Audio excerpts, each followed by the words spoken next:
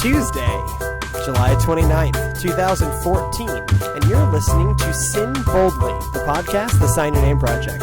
I'm your host, Trey Comstock, and with me in the land of the dark is Stephen Doss. Guys, not out, people! On this week's show, we are going to be catching up on the news, and there has been quite a bit. The Methodist Church has declared itself vital, and the district court has been throwing some things down in Virginia. So we will start tonight with the news.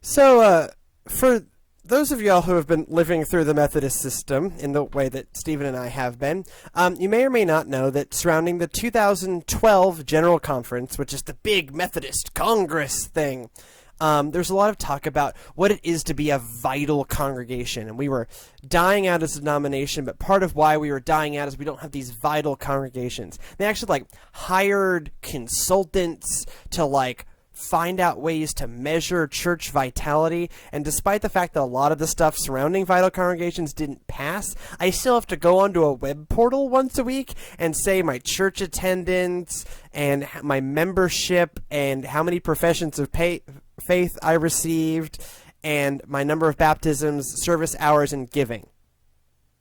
So we are now, call it 2 years into this vital congregations push. And so United Methodist Church announced this week that we are now more vital than we were before.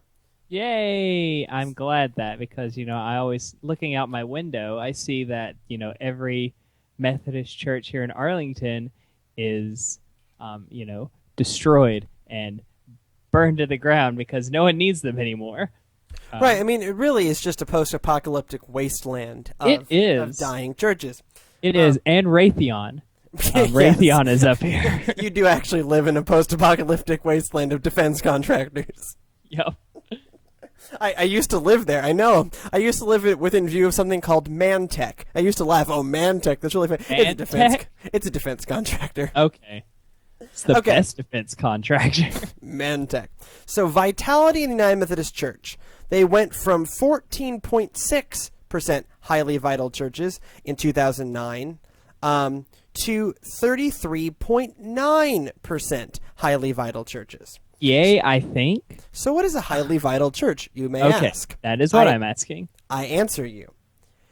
To be considered highly vital, a congregation must be in the top 25% of U.S. congregations in two of the following: growth in membership involvement, engagement in the community, giving. Okay? So you have to be in the top 25% in two of those things, and not in the bottom percent in any of them. Bottom 25% in any of them. Okay? So that's what it means to be a highly vital church. And apparently, 33.6% of the churches are considered highly vital. But based on those statistics, you can't really get more than 75% of the churches to be vital. So there's going to be that one small church that's doing a lot for their community. It's just they don't give as much because they are a tiny church. They'll never be vital. Right. So for instance, my congregation is completely screwed. Right. Yeah, we're going to grow probably by 15 to 20% this year in membership. Right. That's good. No, look, dude. Yeah. No, it's all right. It really is. It's really been a cool thing to be a part of, just to see life in this church and young families. We just did VBS, and we had 70 people there every night. Wow. A lot of them not members of the congregation. There are cool things happening at my church. And, I take very little credit, but, cool that Holy Spirit is a wily thing. That Holy Spirit is a wily thing. It's awesome. And it's an awesome ride to be on. And I just pray to God that year 2 can be even half as cool as year 1 has been, right? But there we don't stand a chance of being considered highly vital. Right. Even though, I think of us as an extremely vital congregation. Real churches happening, real lives are being reached. I had my confirmation class, albeit tiny confirmation class, 3 people, my confirmation class. Mm-hmm. They wrote their own professions of faith and said them in front of the congregation before we did the Apostles' Creed. These are like 12-year-old kids writing their own thing and stepping up and saying it. Yeah. Like, that's cool stuff. But I numerically, it is literally impossible for me to be in the top 25% in any of those things. Because you're just not big enough to do that. Except perhaps growth in worship attendance. Maybe. But even still, like, yeah, this doesn't make, to me, this sounds like is what it is. It's a consultant that came in and said, okay, how do you measure church vitality? And even in 2012, when this was all being bandied around, we all looked at that and went, huh? Yeah, because it's one of those you can't really measure a congregation's vitality if you put everyone on the same level. If you say that your church in is North Georgia on the same level as, in North Georgia, as, say, a church with 5,000 members in North Georgia that... like the one where you used to work. Yeah, like the one where I used to work. They're never going to be the same level because the church I come from has a much bigger radius. It has a much bigger wealth pocket. Right. So giving's going to be bigger. It has more opportunities to serve. Because it's in a major metropolitan area, it can go to, like a city like Marietta, a city like Atlanta, a city like, not Dahlonega, what's it called? Douglasville, yeah. Yeah. A church up here in Washington, D.C. will have a bigger opportunity because, again, it's the situation where it's in. Right. Washington, D.C. is going to have more opportunities to serve. And depending on what you consider service, you might have, hey, we're all going to go to the mall and we're going to watch someone give a presentation. That could be considered outreach, a service project. Depending on the right situation, yeah. Depending on the right situation. And so with that idea, these smaller churches are going to be considered not vital because they, in the eyes of the United Methodist Church, and not in the eyes of the United Methodist Church, but in the eyes of the consultants the Methodist Church hired. Right. But that has been essentially adopted as our metric. Like, I am judged on my vital congregations metrics. Now, my DS is not an idiot. Quite the opposite, actually. My DS is all right. And so my DS looks at my numbers and go, hey, no, I understand the principle of percentage change. Exactly. But even, I always just get really hung up on religion and numbers. Mm-hmm. Right? So this gets debated a lot in public health, too. A lot of times in public health, we're trying to... Public health, like a lot of sciences, wants to quantify things. They love... they're quants, right? They want to quantify things. Yeah. And so they're always asking me, as the religion and public health target on my back, how do you quantify religious belief? And so you might suggest a number of services attended, or... there's some metrics that get close, and I say, look, you can't do it that way. You have to use qualitative research. Exactly. You need to interview them and understand the role religion plays in their life. And then I can tell you, then we can start to get at the meaning of religious devotion in someone's life. Right. And I mean, one of the things that when we moved up here that we got in the lovely Virginia Conference newsletter, they had a thing about vital congregations. And they made a point to emphasize that these smaller churches are still vital, but they're vital to their community. Right. They're not vital based on these metrics. And I think they wanted to emphasize that. And I think that's something that needs to happen more often, is the fact that it's like, hey, these congregations aren't making the numbers. They're never going to be in the top 25% of X, Y, and Z because they can't. We can't. Because I believe in the whole, I believe strongly in the power of the Holy Spirit. But if I actually was to get this church in the top 25% of any of these things, they would lose their identity. Yeah. Because part of their identity is a community that knows each other intimately. Yeah, and they're a community church. And they are now they're not clannish though. They're really good at welcoming in new people. They get so excited, almost too excited about new people, right? Look, they accepted City Boy me, and we're doing wonderful things together, despite the fact that we have almost no background in common except vaguely being from the South. Yeah. So, to me, I don't spend a lot of time on this show sitting here bragging about my church. Obviously, we see church politics very differently. But I think of them as highly vital. Yeah. But they're never going to get ranked that way. No. And it's a terrible way to talk about religion. Yeah. Right? And also, another thing they're bragging about is we had 100 fewer church closures last year than we did the year before. In 2012, we lost something like 383 churches. In 2013, we only lost 287. Only lost. So that's the lowest it's been in a while. Lowest church closures have been in a while. But why are these church closures and mergers? Yeah. Okay. Mergers too.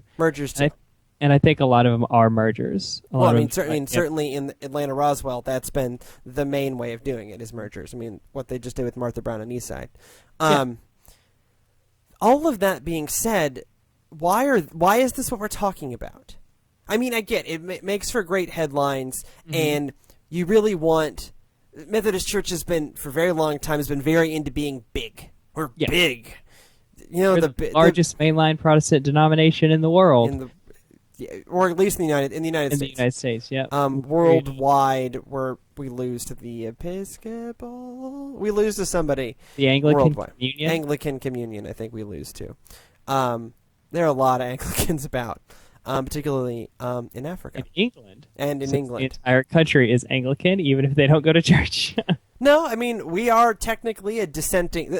It's actually fun participating in church politics in England because we are considered a dissenting church. The Methodist Church is considered a dissenting church. Our structures are not allowed to be called churches. They are called chapels. Because we are dissenters. Yes. We do have a representative in the House of Lords, Lord Leslie Griffiths. He's not there like... It's not that you have to have a Methodist in the House of Lords, unlike all of the Anglican bishops are in the House of Lords automatically. But we do have representation in the House of Lords because Tony Blair appointed Lord Griffiths to the House of Lords. Yay. Yeah. He's a cool dude, Lord Griffiths. Yep. Leslie is his name. Leslie Griffiths. Leslie. He looks like Nathan Lane. I'm Leslie Griffith. Yeah, no, not what he sounds like. He sounds like a British Nathan. He looks and sounds like British Nathan Lane. Nathan Lane? He really does. Way off track. I know. Numbers. I just think numbers are a really lousy way to do this. I really do. And I think this obsession with being big, I would be okay if we looked smaller, but reached better. Yeah. Right? And I think that's what churches like mine can do. Yeah. Or small churches, or truly vital churches. Let's not worry about numbers, because big churches can do you look at Church of the Resurrection, or big churches do amazing things. Yeah. Or you look at Eastside Church, medium-sized church, doing amazing things. There can be any size church that does this deep reach. Right.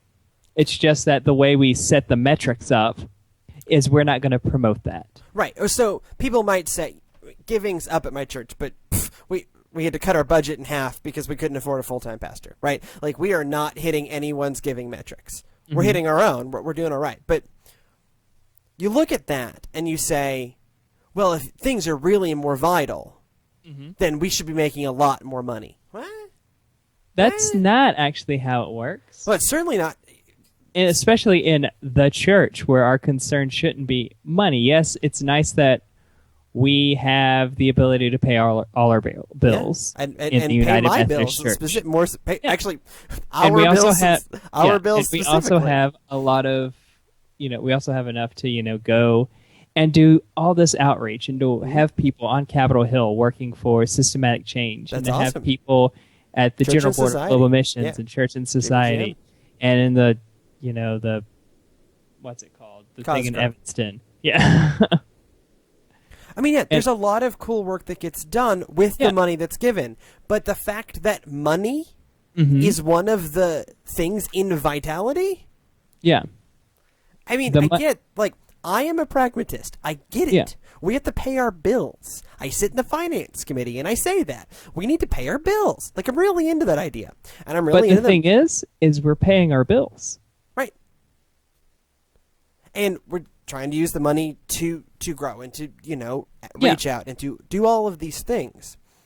But just because you have a lot of money does not mean you are a vital congregation. Right. And actually, you can be a pretty darn vital congregation if you're flat broke. Yeah. Because possibly that means it's all spend through. But even if you're flat broke, if you are doing deep reach into the lives of your congregation and your community, you can be a vital congregation even if you're, barely paying the light bill. Mm-hmm. The Methodist movement under John Wesley operated almost a loss, right? Like, they were broke for a very long time. And yet they were really reaching into people's lives, and they found a way to do that didn't cost a lot of money.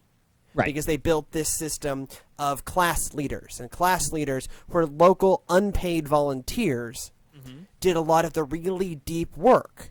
And then you were supporting a very small group of pastors. Yeah. Now, obviously, we're way removed from those days. But just this quantified thing. Yeah, and I mean, it is good that we have people who are paid for that. This could be their full-time job. Sure. I'm really honest. in favor of that. I'm a little am too. biased. We're both a little biased. Yeah, like, I like the fact that my wife is a pastor. And I like Number that I'm a one, pastor. she's a great pastor. Like, she's awesome, and I'm not saying that because she's my wife. I'm saying that because it's legitimate. She is a good pastor, and she's going to reach a lot of people in this community that won't be reached otherwise. That being said, do we need like super fancy churches? See, yeah, and that's what I always kind of go back to, right? I always think of the quote by Clarence Jordan, who was this wonderfully crazy, intentional community Christian guy. And he would get taken around a lot of churches, and he would look at them and go, "What a lovely God box you got there." And so I walk into some of the larger metropolitan churches, Methodist churches here in Atlanta, and with the $300,000 chandeliers, and I go, "What a lovely God box you got there." Yeah. The ones that are like, well, we have all this money, but they want it specifically for the new organ or the new organ or the altar cloth or the altar cloth or something. The whatever. And I look at that and go, fine, they all have outreach and missions, and you can make the argument that because the church is a spectacle, it's able to draw people in or something. But there are arguments that can be made. I don't hold to the validity of these arguments super strongly, but there are arguments that one can make. Yes. let me use a really oblique language. But to, just to sum it all up, sometimes the Holy Spirit ain't going to go through the chandelier. Right. It sometimes does, but most times it goes through relationships. It goes through community. Right. And community can't be measured by numbers. Right. We have a good young adult community here at Kathleen's church. It's not going to be, it's not big right now. Sure. It's a few of us, but man, but it's powerful. Yeah. And I think that's where vital congregations is always missed with me. Yeah. Is because they say, okay, fine, professions of faith. But I'm willing to bet for a lot of Methodists, they don't know you do that more often than when you join the church. Yeah. Or when you get confirmed. Yeah. Right? That seems a really artificial metric. One of our friends, when they got the thing that's saying you need to count your professions of faith, they responded with, "I don't think I can put a number on the Holy Spirit." Yeah. Because you're supposed to guess how many you think you're going to have for. Right. Yeah. No, I have to do those too. My growth targets, Yeah. and one of them is for professions of faith. And I look at that and go, I mean, so I'll have probably 10 this year, not counting those not counting those who are baptized. We'll have 10, which is 1,000% growth. But percentages. Look, if you're going from 1, you can do amazing things. Yes. When you grow by 10, do that by 10%. But that's part of it because we did an event where that was became something really meaningful for people. was when we did our Riverside baptism. After the folks were baptized, I offered the opportunity, because I'm in a community where rebaptism is a thing, right? Because it's a predominantly Baptist community. And obviously, we were very intentional. We don't rebaptize. But the idea that we're here at a river baptism event, baptizing people for the first and only time. But still, that encouraged people. People were in that frame of mind to want to do the rededication stuff. Mm-hmm. And so I made that opportunity available. Which is okay. Which is absolutely okay. It's in the bloody hymnal. I can swear in British on this show. It's okay. Most Americans don't understand. So, I find ways, but I didn't do that because I wanted to goose my numbers. I wanted to do that because it seemed like there would be something meaningful. It was meaningful for the congregation. Right. It was meaningful for the community. Right, for the community. And it was a chance for them to have a unique experience, because we don't go on a lot of retreats or trips, but this was kind of a way to bring that kind of retreat feeling to a normal Sunday morning. Something. Trying, right? Doing real work. So speaking of doing real work, Virginia is working it. Woo! So let me get my news tablet. This is the tablet. There's the tablet that powers the sound effects, and then there's the tablet that powers the news. So Stephen, you want to give? While I'm bringing up the particulars, you want to give me the overview? Virginia is awesome is the overview. So Virginia, like many other states, had on the docket a law saying that marriage is between one man and one woman. This is, par for the course, as most states have this. However, the good people of the Fourth Circuit United States Court of Federal Appeals have decided that that's wrong. Much like in every other district ever, it seems. Yeah, actually, since DOMA was struck down, there's yet to been a court loss to do with marriage equality. Exactly. So Virginia is now another state where people. Well, it's actually more than people that. can get married, and it is more than that because it's the district. It's the district. Most districts are one state.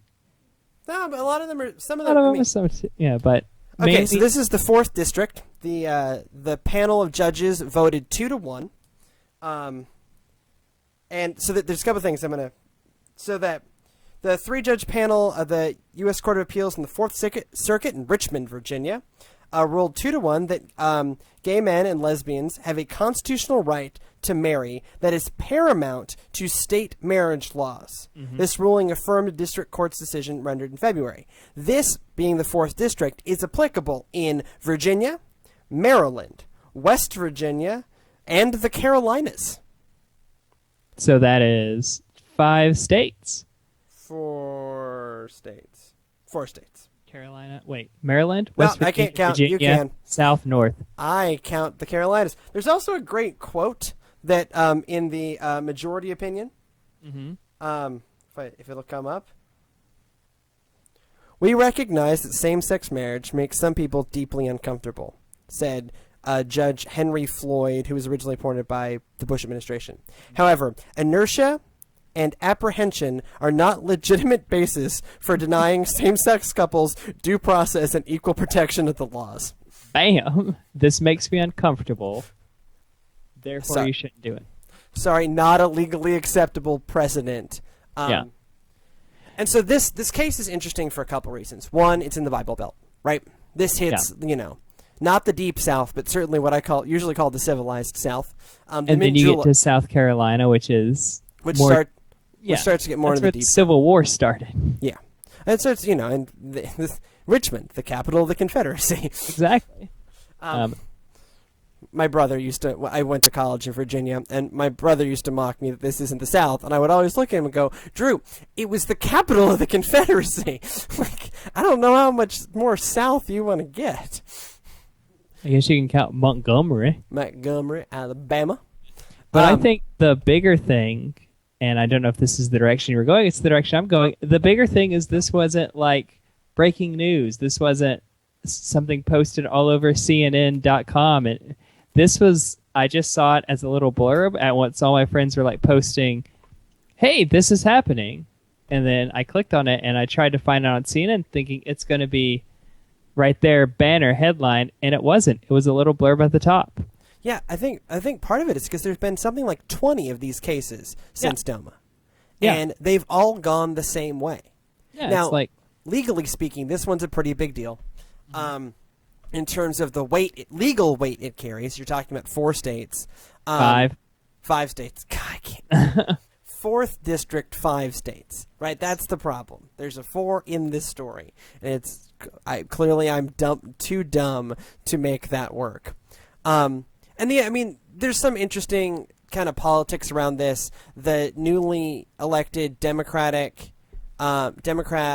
Attorney General of Virginia refused to prosecute the case to defend the state's laws. He was like, yeah, it should probably go down hard. Yeah. I mean, that's the big thing is like a southern state's like, I mean, this can, what it's sounding like is this is going to go back to the Supreme Court.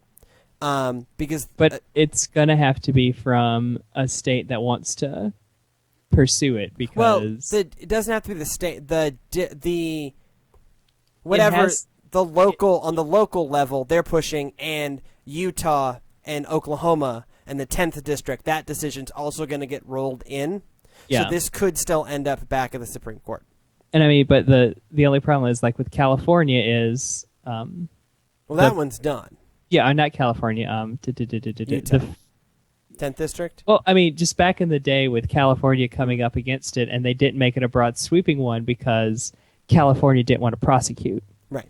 California didn't want to defend it, and so they're like, well, we can't touch it because an interested party is not defending it. Right. And so in order for it to be like sweeping across the board nationwide when it gets to the Supreme Court, there needs to be an attorney general there from one of the states. There needs to be an attorney general or a district attorney, federal district attorney. I think they've got it this time. Okay, good.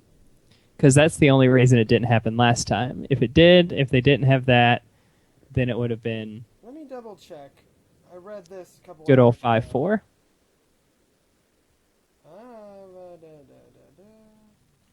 Because the conservative justices will probably go slippery slope defense. The 10th district, Utah. The Utah Attorney General said he will push the case. Okay, good. Then it will be an attorney general. The big thing is, we can already probably tell how this is going to go. I mean, look, you've got DOMA on the Supreme Court level, and now you've got 22, 23 lower court decisions, all going one direction. Mm-hmm. Even this being the Roberts Court, on this issue, they have not been acting like the Roberts Court.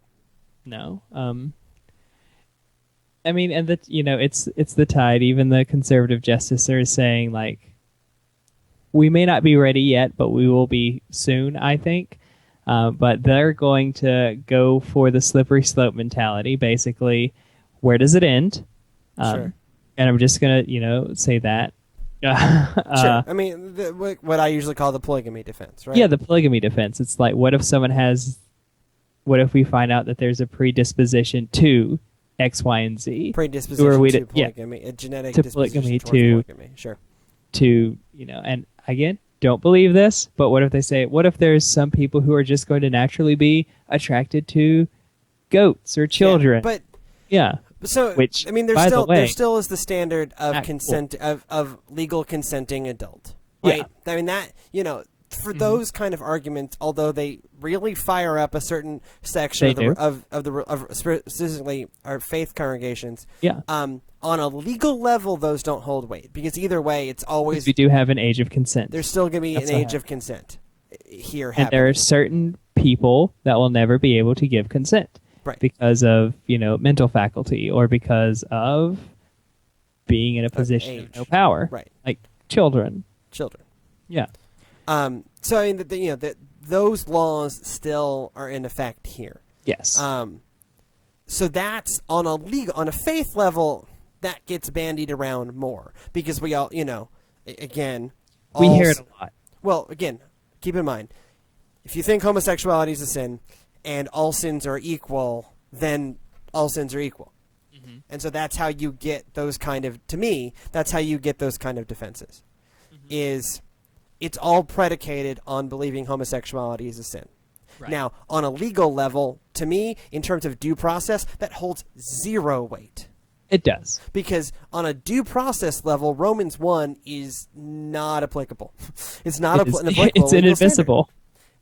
You know, just as I think in any reasonable Protestant religious discussion, Leviticus is inadmissible. Yeah. As and I mean, Westboro is going to send their amicus brief that quotes the Bible. Sure. The Supreme Court is going to have to read it. And go, yep. Yeah. So, to me, some of these are... The only sticky part of this is the plural marriage argument. Mm-hmm. And because that can be between consenting adults. That can be between consenting adults. And from a legal perspective, I look at that and go, okay, that's on them. But, you know, that's me. And I know other people feel passionately in a lot of different directions. But, if, you know, to be honest, I realize this is on the internet, but I'm not sure, legally speaking, that would faze me. Why not have? I mean, assuming all the proper preconditions are present, i.e., adulthood and adult consent, not under duress. Not under duress. I mean, you know, right? You can never have consent if it's under duress. Right. I mean, assuming all of those things can be present in a plural marriage. Mm-hmm. So, from a legal due process perspective, I'm not entirely sure what the issue is. Yeah. Now, there's other complicating cultural factors. Yeah. But that's the same thing we say about LGBTQ inclusion, that there are cultural factors. So, you know, I'm not sure it's ever going to get the same amount of energy to become as, you know, important a civil rights issue. But I can see similar arguments being made, which is somewhat of a rabbit hole, I know. Yeah. But that argument will get made. But again, slippery slope argument's also a fallacy, right? Mm-hmm. It's not. They know as well as you and I know that it's not a good legal argument. Yeah. You know, it's interesting in, you know, cocktail debate, but it's not admissible legally. We're still talking about two consenting adults. Right. And you don't get to equate that to other things. Right. That you don't like. You can't just equate two things because it's both marriage. What you're talking about is marriage between two consenting adults. What we're just saying is the gender of those, whatever the gender is of those adults, is irrelevant. Mm-hmm. Which, given that we have all of these, you know, non-discrimination laws in the books, I think makes perfect sense. Right. So good luck with that, Supreme Court. They think it may. The story I read think it may even come up in September or October. I think it's going to be one of those that they debate and they hear arguments. They hear their 2 hours of arguments in September, and they save it till June for the last day. Yeah, I mean, just to hold us in suspense. Yeah, they do the ruling in the 2015 session. Yeah, that way they have plenty of time to hold us all in suspense and us all going. Exactly. Ah. It's like they make the ruling in December, and then they have to write it, and then they just wait. Right. Well, I mean, that's going to take a lot of writing and crafting. And they have to write it, that means their clerks have to write it. And they have to alert and they will alert the Obama administration and Boehner and a few others as to what's coming down. Yep. And everyone's going to be crafting their elaborate... Prepare your political response. Prepare your response. I mean, there's a lot that goes into this. So we wait, we see, and we hope. But on that note, we should probably get out of here. Thank you so much for joining us. We are getting back to a more regular schedule of shows. We think we've solved some of our audio quality demons. Yes. We're hoping there will even be a Stephen Splains coming up soon. At some point, yeah. Sermons are now coming back up on the site on a regular basis. That part of our lives is fixed. So check out the site. And if you have feedback for us, SYN Boldly at nfear.org, facebook.com/the Sign Your Name Project, or at SYN Boldly on Twitter. Go in peace to love and serve the Lord, and end fear by signing your name. Good night.